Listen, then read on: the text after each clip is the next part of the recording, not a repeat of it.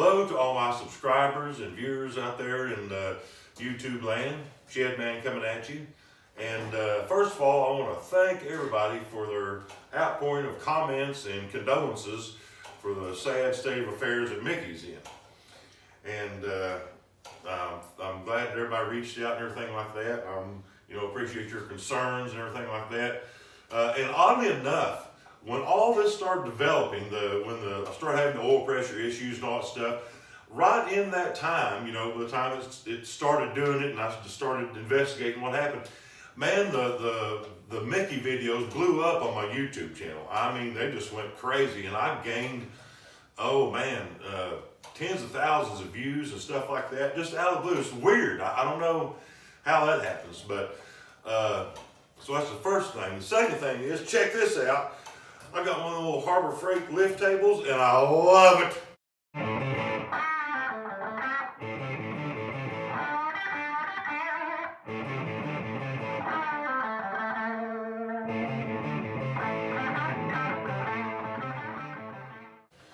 Check this out. Oh yeah. This is awesome. I'm old and tall and fat, and I don't like bending over working on this stuff. And this just raises it right up here to my level. Thank you, Harbor Freight. But I thought this morning, it is about 6 o'clock in the morning, thought we'd just have a little garage coffee chat. Look at this. That's what I'm talking about. But on Mickey. And I don't have a script for this stuff. It's just, what I'm trying to say. Yeah, see, this is what happens. I might have to edit this out a few times. There's going to be some breaks and cuts in here because I lose train of thought. And but anyway, on Mickey, everybody's wanting to, man, you got to fix it back up. You got to fix it back up. But, here's the thing. Money-wise, I got way too much money in that darn thing. And that was fine. I knew I was going to, and everybody, like I said before, everybody who fixes these old cars up and have done it for a few times, you lose your hind end on them, And that's okay. It's a hobby, and hobbies cost a lot. I don't take vacations. I don't go down to Myrtle Beach or Florida or go out on cruises or anything. I stay right here. So, instead of going out there and throwing my money in the sand and being crowded in with a bunch of other people, man, I go out here in the garage and I mess around. That's what I like to do. And if you like to go take vacations and stuff, that's good too. That's people need to do whatever you want to do. Anyway, so I've got a little extra cash to fool this stuff. But there comes a point when you got to stop. You're like, okay, I'm not having any, this is just a hobby. I'm not having any fun anymore. This is so frustrating. And man, I put in, that was a lot of behind the scenes stuff that, and I've got a thread on for Seabodies.com with anybody who likes Seabody Chryslers or want to learn about stuff like that, those old Chryslers and stuff. You need to get on there, join, and look it up. And everybody's got a lot better builds than what I've got, and these guys are intense. I mean, super nice stuff. But the point is, man, I had a lot of money in that thing. And at some point, you got to say, that's it. I can't put any more in it. It would be foolish, and it's not fun. If I still had the passion and all that stuff for it, yeah, I'm gonna keep right at it. But I'm like, man, and it was a hardship getting that motor put together. I think I got like $700 in that head, just the head. And that's not buying the head, that's having things done to it, having the hardened guides and stuff put in it, or hardened seats put in it, and valves and springs and keepers and all that stuff, had the head shaved and all this business, and and I rushed the guy doing it. He was like, well, yeah, I can have it next week. And I was like, you have it this evening? He's like, yeah, but it could. So that's how that worked, because it was taking me so long to do it, and I was passionate about it, and I wanted to get it done. Same thing with having to block board out and decked and on, and it was just, and I had to go up and down the road, 100 miles each way, and try to get things done. We're kind of starving for machine shops around here, so in my area, so that's what I had to do. And me and a friend of mine put it together, and he's a very good machinist, and right now he is mad enough to chew nails, and probably I'm afraid to go over to his house. That's where the engine's at. He took it apart and inspected it. It spun a cam bearing, you know, and it didn't hurt the cam, didn't hurt the block. One of the crank journals, or number one rod journal, has got a scratch in it. So it really needs to be turned down, in my opinion, and polished. You know, it wasn't before, but it needs to be turned, you know, 10-10 probably, and polished to get it exactly right. I wouldn't put it back together, you know, using the old half-acidery system now that I've already, but anyway, you know, he said, man, let me put it back together. I said, no, I'm not fooling with it, man. And he said, I will buy all the stuff and I will put it back together and I will call you when it's ready to go back in the car. And I was like, no. And he is, I'm afraid to go over there, afraid he's going to get mad at me. He's not one to be, not get his way. But it's over there now in safekeeping. I was going to go over there and get it and bring it and throw it in the trunk of Mickey, you know, and I thought he's not going to stand for me to just, you know, throw this thing in here and let it start rusting up. So that's where it's at. You know, where it's going to from there, I don't know. Got a lot of cigarette. Yeah. Anyway, yeah, that's where it's at. But you got to, you know, these projects like it, you got to, a lot of times people say, well, I'm too far in to quit now. No, you're not. You're never too far in to quit when you can see there's no way out. I'm in a hole. I'm like, I'll never get out of here. Give me a shovel, I'm gonna dig a little bit deeper. No, you might as well just sit down there and relax. You know, hopefully maybe it'll rain and the water will bring you back up out of the hole or something. But just to keep throwing money at it, I can't do it. Mainly because don't want to, don't have to. And that's what that is. A lot of people's, here's another thing I want to touch on. A lot of people say, put a big block in it. I put a big block in it. These people are blowing smoke up their own hind end. To do that right, and you want to do it right.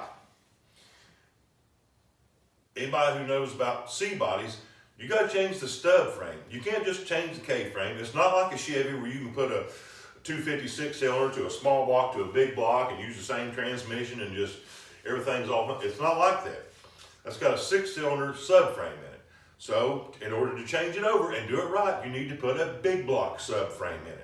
And the subframe connects to underneath the seats there in the front, and that's what holds everything together. Also, it's got 6-cylinder torsion bars, and those are not good for V8s. So you need to put, you know, big block torsion bars in there to do it right. It's got an 8 3/4 rear end, and that's a tough rear end, and that would hold a big block, you know, with just regular size tires on it. But you need to put a little bit beefier springs in the back because it's going to be heavier when you do this. Also, the car has drum brakes, manual drum brakes. If you're going to have something, everybody forgets about stopping. The going's good, but you got to stop too. If you're going to have some power and you want fast takeoff and you know, all overall performance, you're going to have to put disc brakes in it. Power disc brakes would be nice. You'd have to change the pedals. You know, try to find you a 4-speed if you want to keep it standard, and you know, cut a hole in the floor. I mean, it just goes on and on. It doesn't have any sway bars on it, front or back. Again, performance-oriented car, you're going to want something that handles pretty good. The car actually handles very nicely the way it is because it is so light. Lightest 70 Fury you could buy, you know, in a 4-door sedan, just because of the 6-cylinder and the no options. But if you're going to make performance build of it, I mean, everybody just V8, big block 440. Well, I mean, if we're just going to go to the drag strip, that's pretty good. But if you want overall performance and you want it to drive nicely and, you know, be an all-around good car, then you're going to want these other features too. You know, it's not all just big block. I put it on a dyno, you putting out 600 horsepower. Well, you got to have something to hook that to. Anyway, I can rant on that all day. Woo! I'm having too much. I want to thank my buddy for my International Cup. You know who you are. Have you heard about Shedman's new lift here that I got from Harbor Freight? Did you see this? Hey, I'm just out here ranting and raving and show you I'm not too heartbroken over this stuff. It is what it is. You gotta get over it. Move on.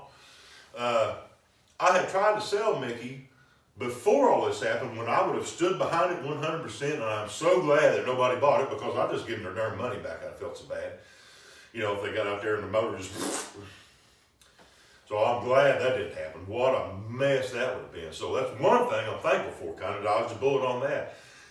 And the reason I was going to sell it is because I had a hankering. I said, I've had four-door sedans, my life. But I had a hankering. I said, you know, I'd like to have a two-door. For one reason, again, I'm pretty tall, I'm pretty fat and stiff. I would like to be a two-door. The door's bigger, and I can get in and out of these. I had a little struggle getting in. If you see me getting in and out of these four-door cars in these videos, I'm stressing myself to do it. I'm hurting my back, and my head's a scraping the top and all this stuff. So, you know, I said, if I had a two-door car, say a two-door, 75 Monaco or something like that, you know, and I had one of those. It was pretty good, but I said, no, I want a four-door. I want the sedan. I want to look like Buford Puster coming down the road.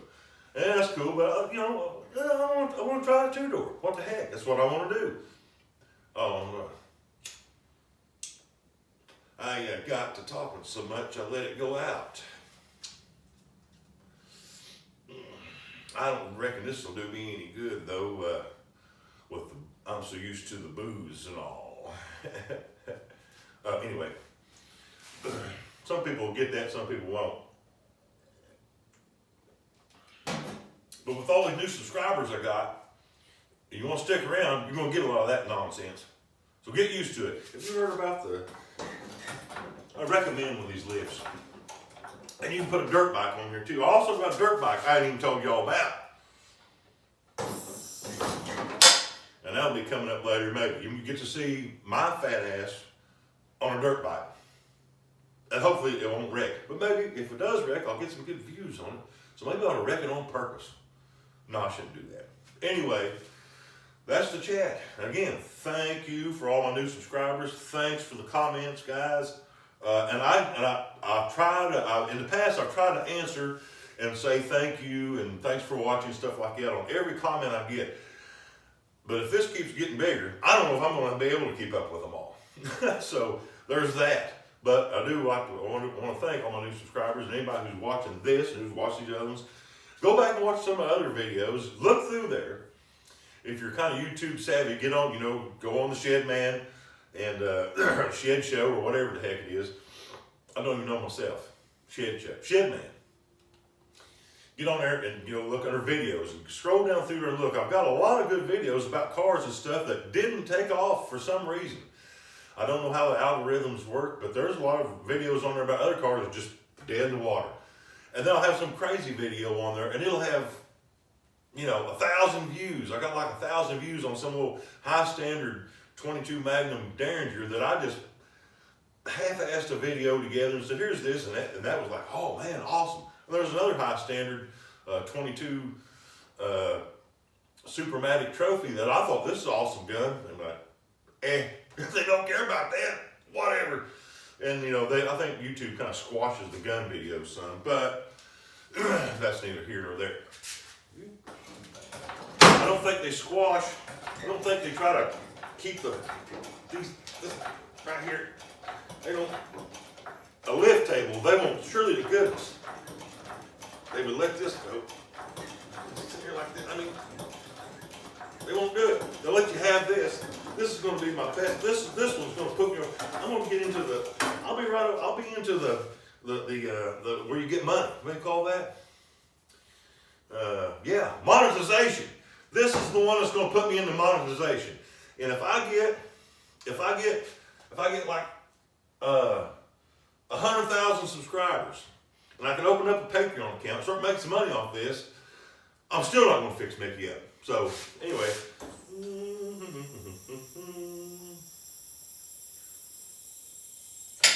This is awesome. Good morning, and thanks for watching The Shed Show with the Shed Man. We'll see you next time.